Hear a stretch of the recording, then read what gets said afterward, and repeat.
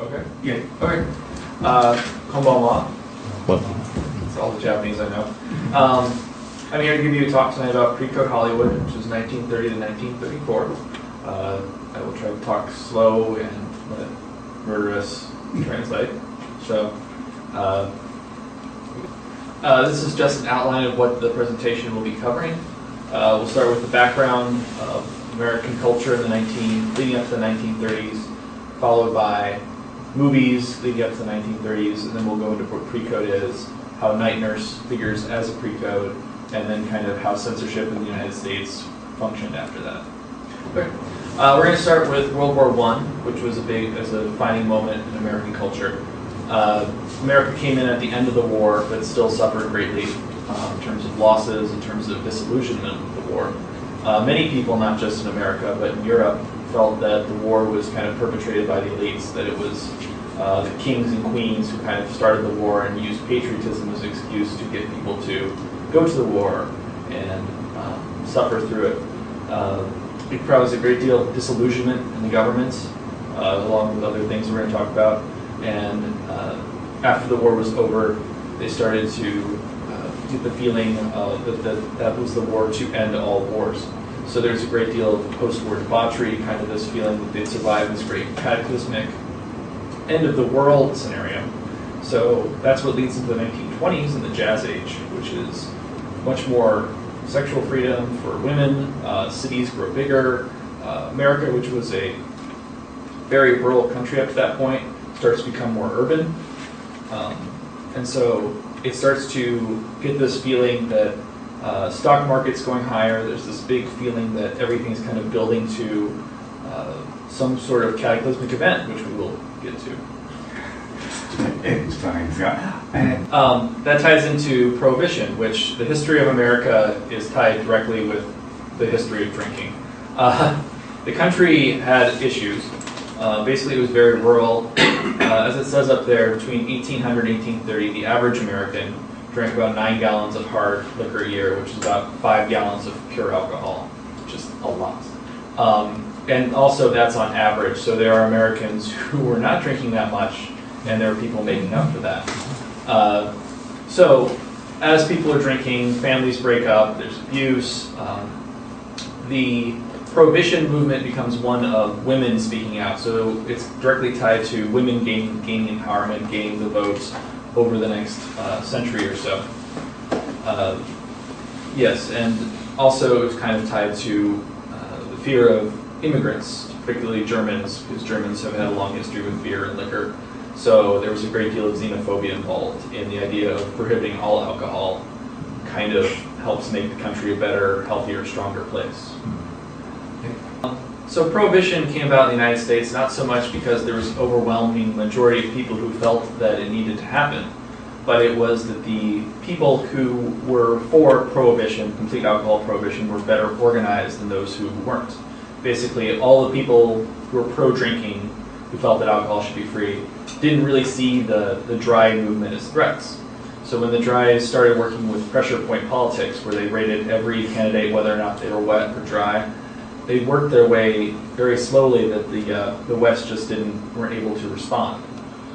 They also took advantage. It was passed in 1917, which is at the end of World War I.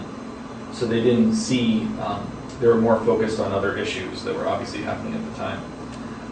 Because of this, because of Prohibition, obviously, the dries were certain that it was going to put an end to public drunkenness, make families stronger, build the economy, make the world a better place.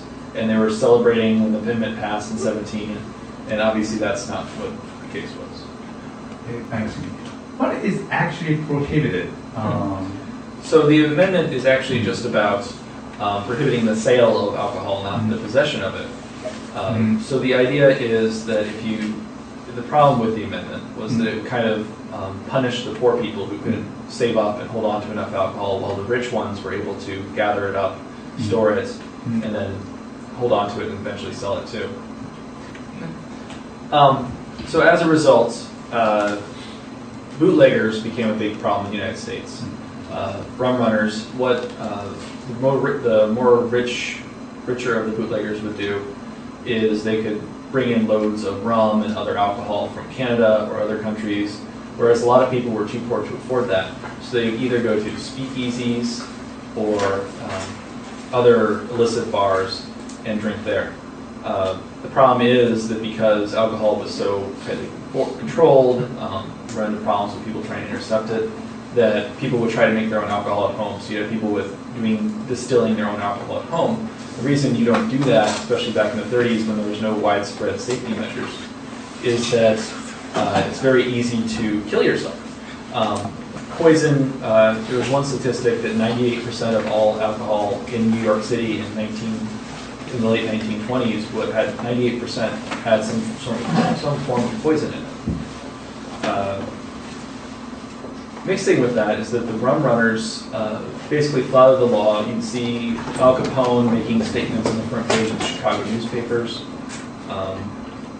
You also get a lot of this feeling that these gangsters were openly flouting the law, getting away with all these bad deeds, including murder. The St. Valentine's Day Massacre was a huge deal when it happened because it was open gang warfare, and it wasn't just the Italians, it was Irish, it was all different ethnic groups competing for territory, competing for saloons and places that they could sell their liquor. Okay. The Depression kicked in 1929. The stock market, which had been growing steadily throughout the 1920s, suddenly crashed. Basically, they were all lending against bad loans, putting bad money after bad money.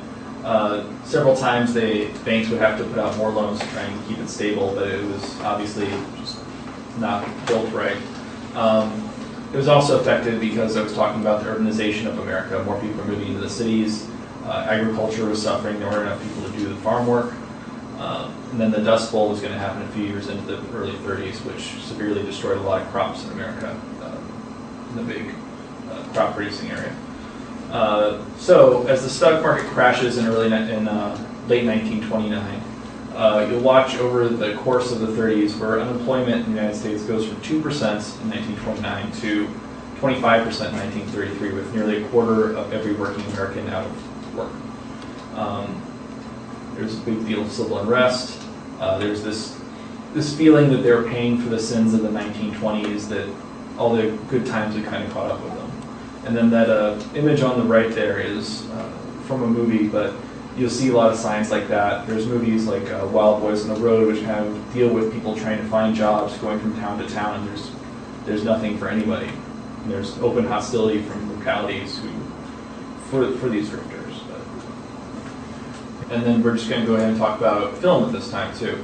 So this is just kind of a timeline of when major silent movies, which Americans consider major silent movies, came out.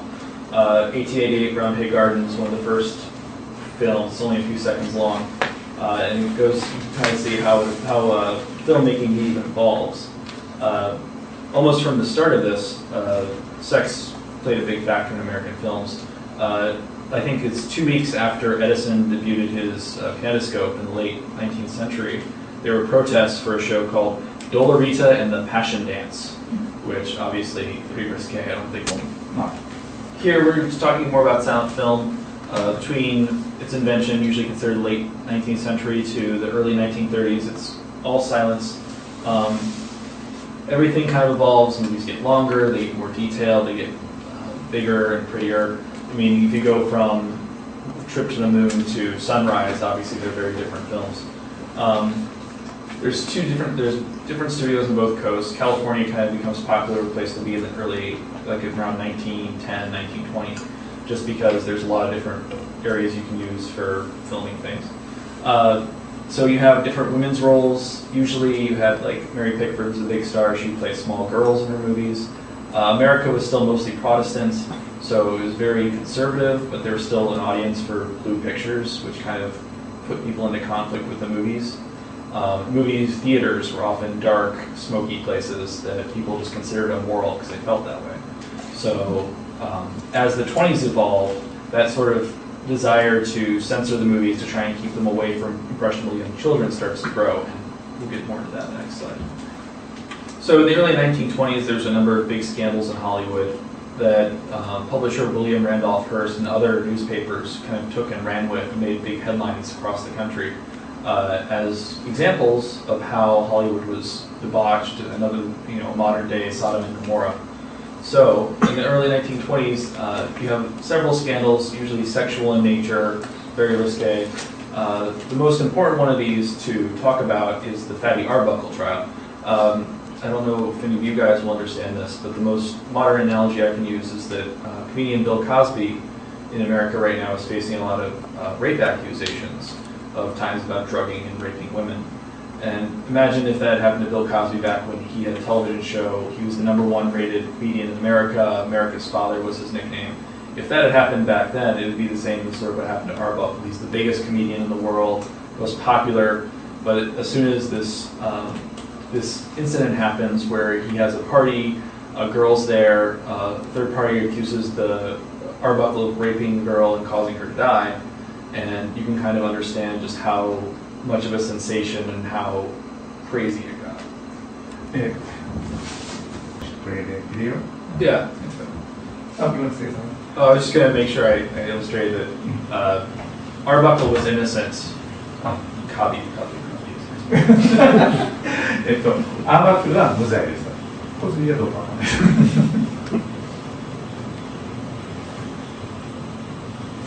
これはアーバックのフィ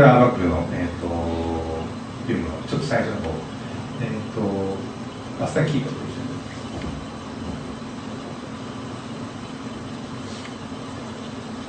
この彼がアーバックです。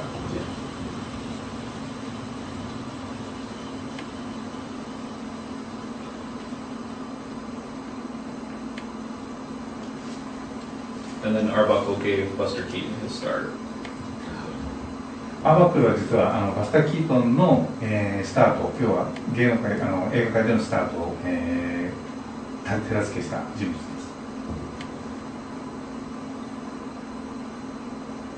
です。This is one of the most early Buster Keaton. Yeah. バスター・キートンの初期の作品ですよね。And he was drinking wood alcohol, which obviously we're talking about stuff you shouldn't drink. But 今彼は木から作ったアルコール、今飲んじゃいけないと言われた毒のアルコールを飲んでます。今3節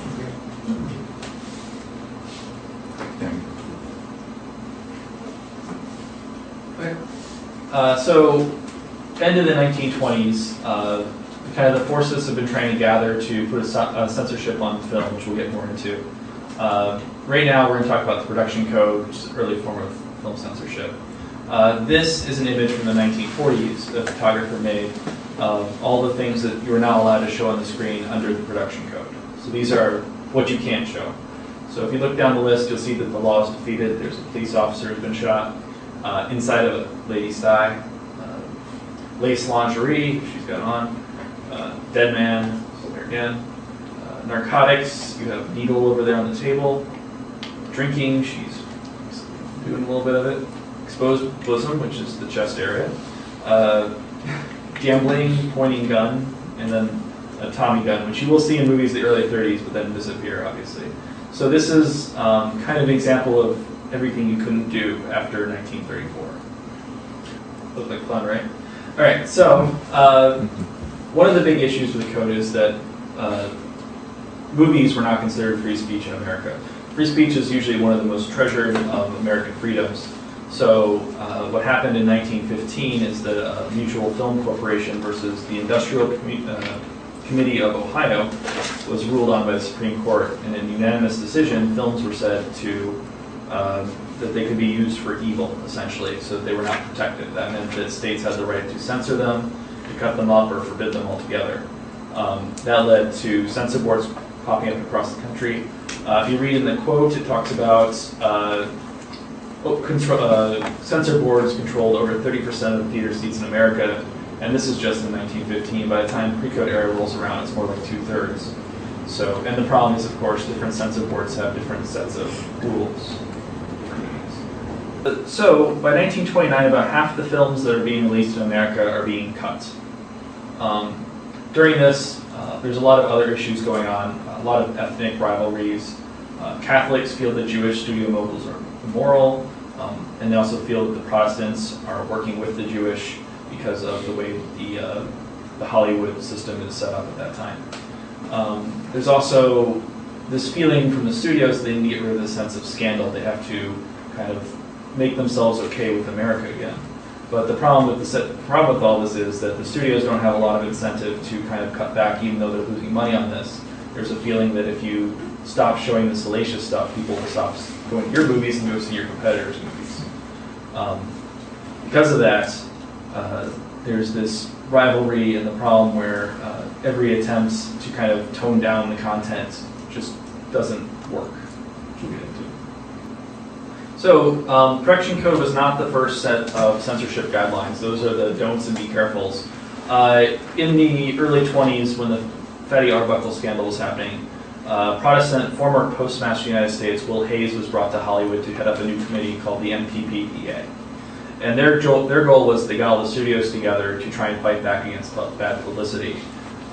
Hayes was kind of a public relations man trying to be the moral face of Hollywood and trying to help Hollywood tone down its excesses while helping to get the American films into more foreign markets and such like that. So in the late 20s, he worked at Don'ts and Be Careful, which is a set of guidelines saying don't do this, be careful if you do this, and gave them to studios. He made a big show of it. Problem is the studios just ignored it, and most people just saw it fail outright. So what happened was there's this feeling among Catholics in particular who didn't really think that Will Hayes was doing enough. So there's a working together. One person, Martin Quigley, who's the publisher of a major American film magazine, he got together with a Jesuit priest named Daniel Lord, and they wrote together the Motion Picture Production Code, which is more of a philosophical document rather than a list of do's and do nots. It's actually more strict than the don'ts and be careful, but because of the way it's structured, it appeals to more of a sense of morality and a sense of why things are the way they should be, rather than just a cold set of rules. And the main important point to that, is the one on the top there. No picture shall lower the standards of those who see it. So it's very vague, but you can use it to mean a lot of things. And this is just a little bit of explanation on the moniker PreCode, because it's not before the existence of the production code, but it's before the production code is enforced. Yeah, so from March 1930, when the major studios adopted the production code, to July 1934, which is when all films released had to have a production code seal. This is the term known as PreCode Hollywood. And these are just the American films that came out of the PreCode Hollywood period that have stood the test of time, that most American audiences, or at least film buffs, would know of. So I just wanted to make sure I got that. Hollywood was transitioning from 1920s to the 1930s with the introduction of sound in 1927. By 1929, 1930, pretty much all movies were being made in sound. Because of this, different stars were arriving. Norma Shearer had come from the silent era. Now she transitioned to sound very successfully. We can go into that more later. And then there's other stars who transitioned and different ones who kind of flourished, and then of course the ones who kind of fell behind. So these are just some of the big stars of the era and some who obviously flourished throughout their careers. I picked Jean Harlow as the American star most synonymous with the PreCode era. She got her career started in Hell's Angels, which is a very big film. She was kind of wooden at first, which kind of matched the transition as talkies and actors had to learn how to speak, as well as her movies, especially when she went to MGM in the mid-early 1930s. Were among the most risque and out there, particularly Red Dust and Red-Headed Woman, which are probably the epitome of what PreCode films are. So there's no sound. Okay. Here, Jean Harlow is taking a bath in the rain barrel that she should not be taking a bath in. And Jean Harlow is playing a prostitute with a heart of gold who has a crush on Clark Gable, but Clark Gable is in love with a married woman. So she's trying to flaunt her sexuality at him just to drive him crazy, because he's trying to look respectable to the woman he's trying to seduce from her husband. すみません。これはSorry about that. ジン・ハロが王の心ハートを持った、勝負を役をやっている音楽がどのこと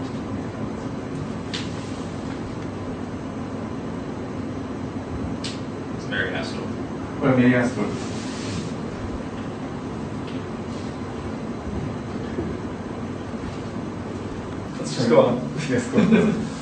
すみません、音声の話じゃなかった。This means I'll have to sing the musical numbers, so I apologize. ミュージカルナンバーを歌ってくれそうです。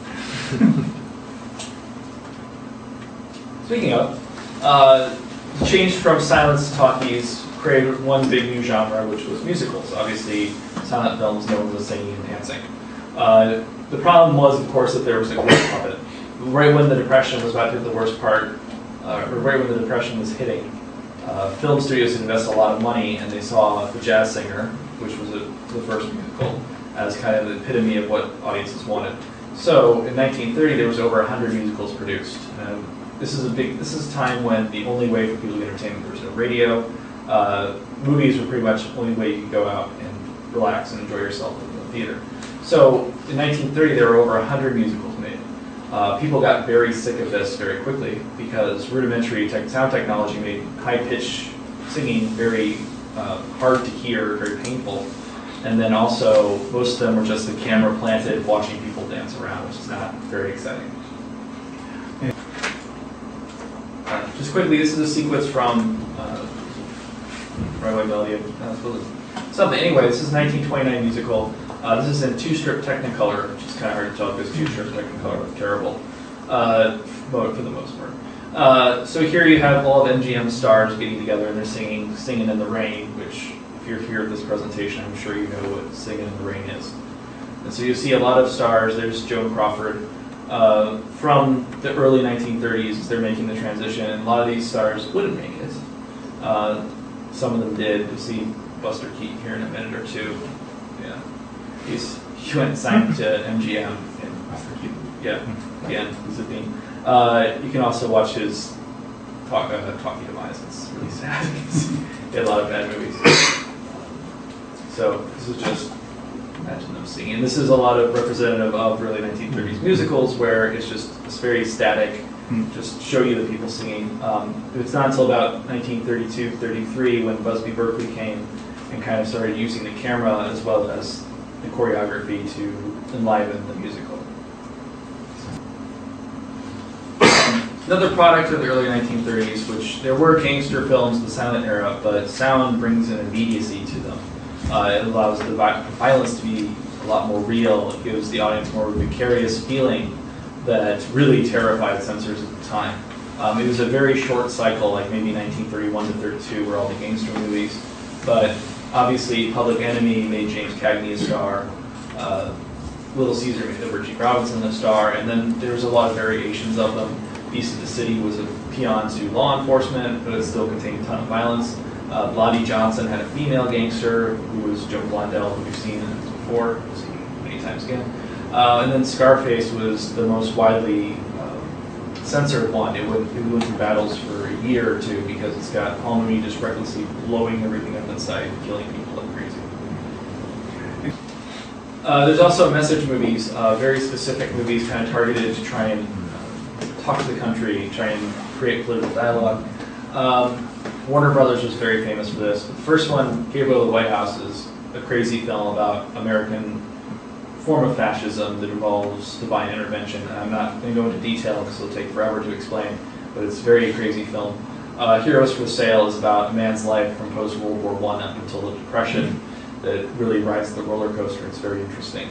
And then there's this very, because this is also the early 30s, this is when I don't really have the time to explain the bonus army and stuff like that, but there's this general feeling that World War I veterans are being forgotten and ignored and marginalized, so there's a very conscious decision in Hollywood to celebrate those people.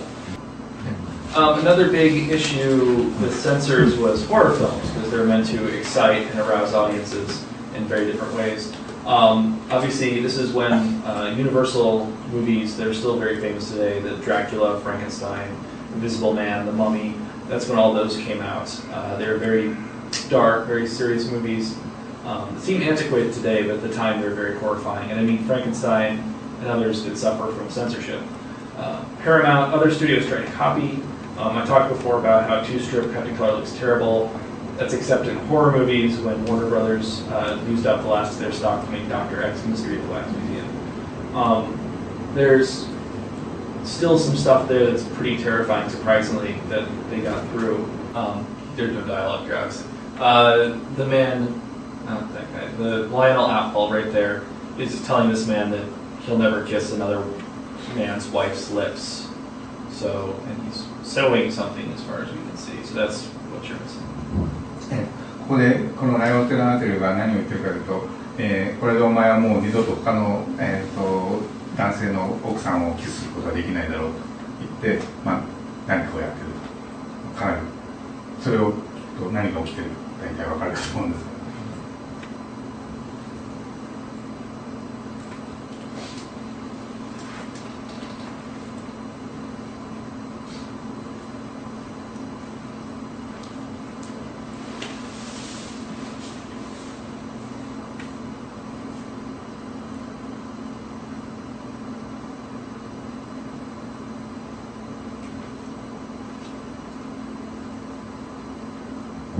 Is this from Paramount? Yes.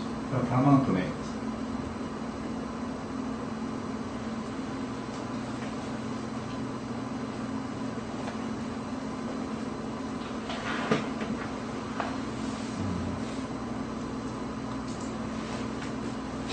Yeah, it's kind of spooky. Yeah. かなり怖いですよね。Yeah.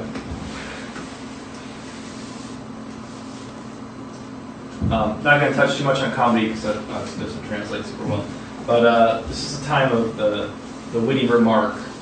So you have the Marx Brothers, Wheeler and Woolsey, these comedy teams that didn't work with just slapstick, the silent era sort of slapstick, but could now flourish with their what they could say, which also included a lot of euphemisms, which got them in trouble.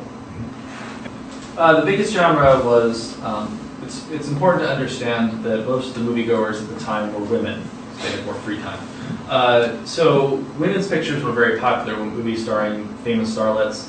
The most important one was generally considered the first PreCode movie, which is The Divorcee, which has Norma Shear balancing the books with her husband who cheated on her by cheating on him with another person, and leads her on a whirlwind tour of the world as a sexually liberated free woman.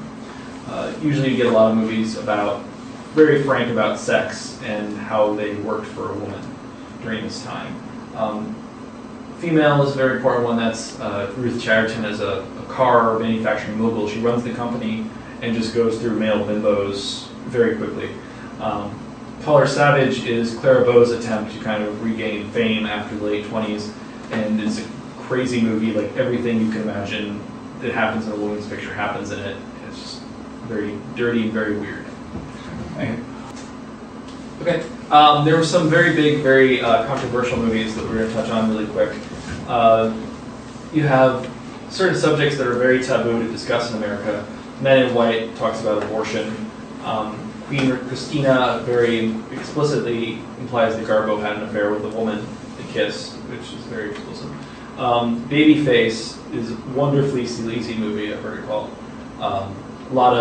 It's all about a woman who sleeps her way to fame and riches. Also stars Barbara Stanwyck. Story of Temple Drake is just nuts. Very dark, very depressing movie about a woman who gets raped, enjoys it, sells herself into prostitution, ends up murdering her pimp, and then gets away with it. So that's the kind of movies these were. A few more movies real quick. Convention City is a very famous lost film. No known copies exist. The big joke, one of the most infamous things about it is there's one scene where a bunch of convention men are luring a goat up into their hotel room, which is implying that they're doing a sexual act with a goat. Lots of fun. I know Angel is a big Mae West film, very important. Mae West was a very big personality. One of the main reasons a lot of people wanted censorship because she was so brash and sexual, and a lot of people feared her independence. And then Smartie is a movie I like no one else does, which is another Joan Blondell movie where it's all about sadism and masochism and sexual abuse and how much she wants it. It's weird. Yeah, most trailers from back then were just music played over images anyway, so so you're not missing any dialogue. So Joan Blondell, Barbara Staler starts the movie as a poor girl who's being pimped out by her father, and she has to rise her ranks to this top, and she does that by sleeping with a lot of men. ベイビーフェイス、これはスタンウィックの、がまずはティーンネイジャーの売春婦として始まるんですが、多くの男と寝て、で、まあ、社会の上に登っていくというそういう映画です。この頃の予告編はちょっと音がない、どっちみち音楽なんで、まあ、こういうものです。I think this film had a lot of problems with the censor. Yes. I think it had ended up with at least like 3 different endings because, yeah, okay. これは非常に検閲と問題が起こした映画で、彼の知る限り3つのエンディングが存在するんです。This was from 34. This is 33, I think. 33. Yeah, this was Warner's attempt to outdo Red-Headed Woman from MGM. これ1933年の映画で、ワイナーブラザーズは MGM の先ほどの、レッドヘッドドーンジン・ハーローの映画ですねを、やっつけよう、まあ、それに対抗しようという意図で作られた映画です。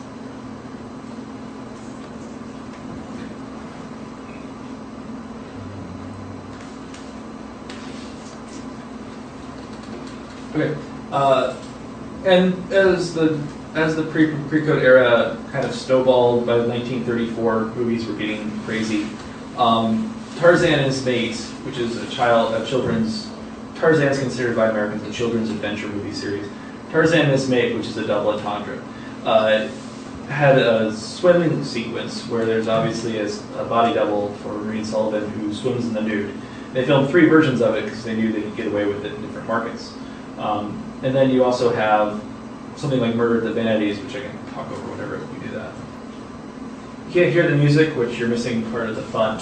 Murder at the Vanities is a backstage murder mystery where no one stops the show because why? This song is called Sweet Marijuana, which is about pot, smoking pot, and how great it is. Apparently the person singing the song didn't know what marijuana was and thought it was a musical instrument.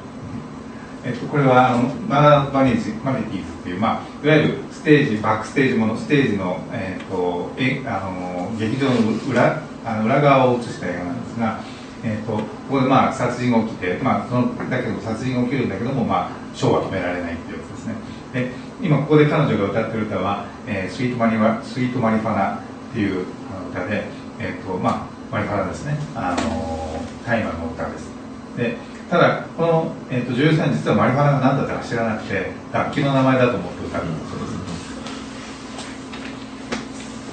So they'll reveal the girls here in a minute, but you'll understand why you kind of wish they'd sneeze, I guess. Is marijuana prohibited during this time? No, it wasn't actually illegal in the U.S. until 1938, but it was still kind of seen as an illicit substance. マリファナは実はこの時は合法で、1938年までは合法だったんですね。ただまあどっちみちあまりなんていうか、いいものとは見られていなかったということです。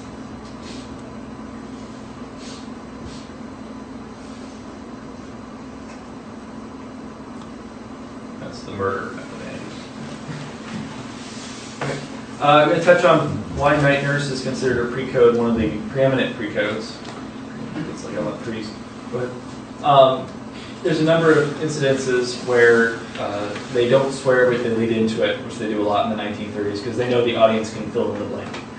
It's sort of like when they beat movies today, like they cut out the assembly.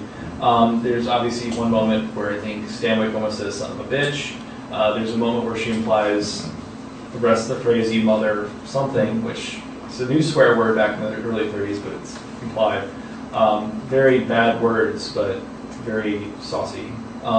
Also, alcohol, like I said, you weren't not allowed to have it, but still having bootleggers, the hero of the piece, as well as giving it out willy-nilly and our heroes drinking it, represented a sort of lawlessness to their personalities.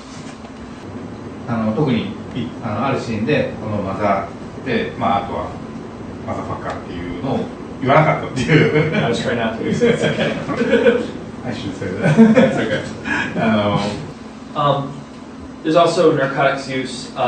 It's very hard for modern audiences to tell because a lot of this is very subtle, very much dependent on the audience knowing, like getting the wink, what's happening. Dr. Hunter, definitely snorting something.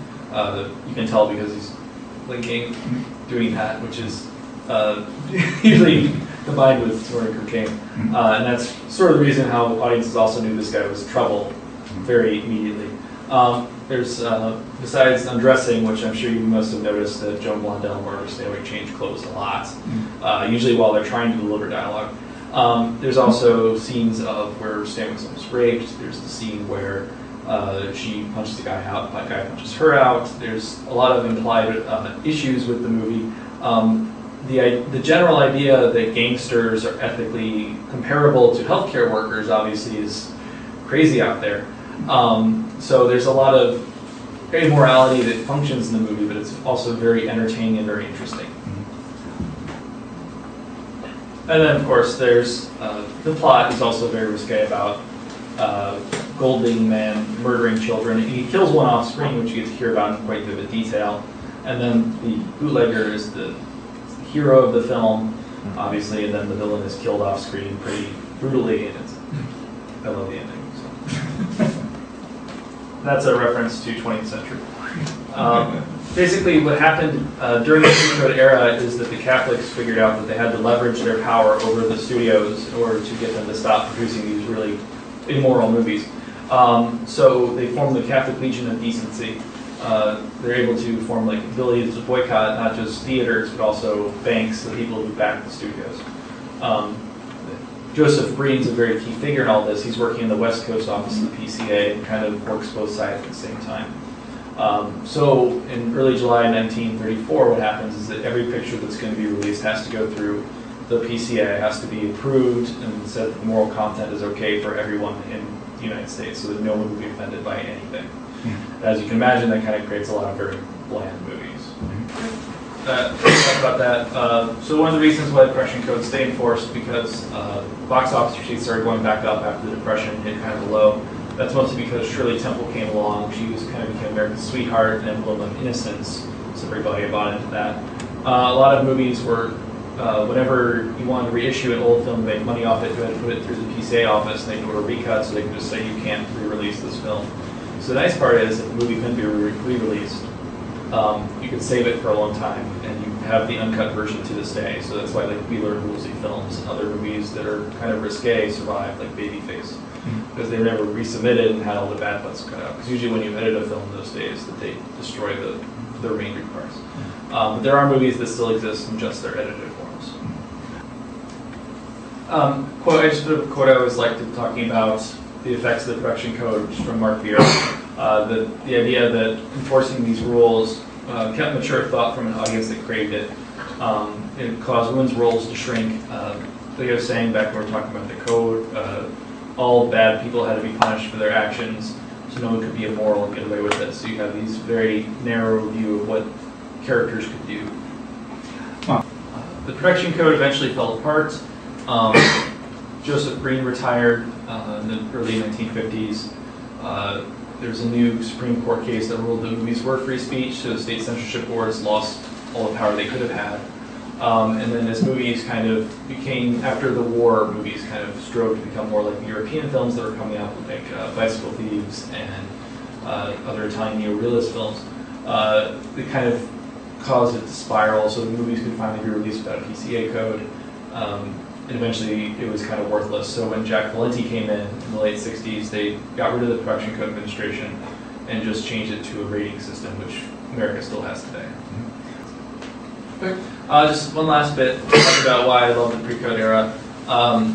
Movies from the early 1930s, I feel like really speak to people nowadays.